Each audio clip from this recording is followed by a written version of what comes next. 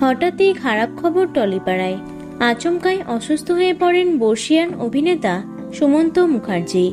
পরিবার সূত্রে খবর, নিজের বাড়িতেই হঠাৎ তীব্র বুকে ব্যথা শুরু হয়েছিল তার। পরিস্থিতি গুরুতর হওয়ায় বাড়ির কাছাকাছি একটি হাসপাতালে তাকে নিয়ে যাওয়া হয়। সেখানেই চিকিৎসকেরা প্রাথমিক চিকিৎসা করেন এবং পরে জানা যায় হার্ট অ্যাটাক হয়েছে তার।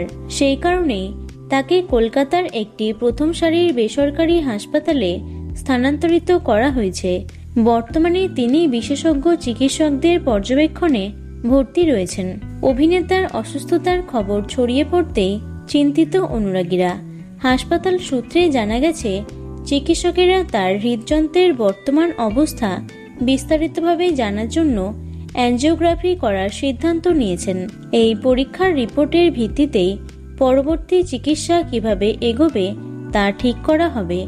আপাতত চিকিৎসকেরা সব ধরনের শারীরিক পরিবর্তনের উপর নজর রাখছেন। পরিবারের সদস্যরাও হাসপাতালেই রয়েছেন। তবে এখনো পর্যন্ত হাসপাতালের পক্ষ থেকে কোনো বিস্তারিত স্বাস্থ্য বুলেটিন প্রকাশ করা হয়নি। বর্ষিয়ান অভিনেতা সুমন্ত মুখার্জির শারীরিক অবস্থার বর্তমান পরিস্থিতি নিয়ে TV9 বাংলার কাছে মুখ খুলেছেন তার কন্যা মধুবন্তী মুখার্জি। তিনি জানিয়েছেন, আজকে অর্থাৎ মঙ্গলবার বাবার অ্যাঞ্জিওগ্রাম করে দেখা হবে। ভেতরের পরিস্থিতি ঠিক কেমন আছে সেই রিপোর্টের উপর ভিত্তি করেই পরবর্তী চিকিৎসার পদ্ধতি নির্ধারণ করবেন চিকিৎসকেরা।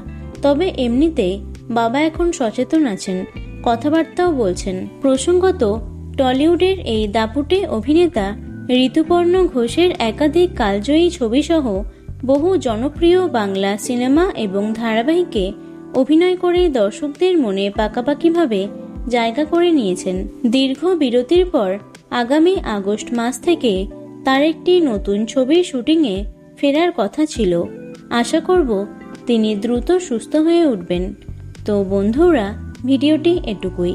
টলি দুনিয়ার অন্যান্য খবর পেতে চ্যানেলটি সাবস্ক্রাইব করতে পারো। ধন্যবাদ।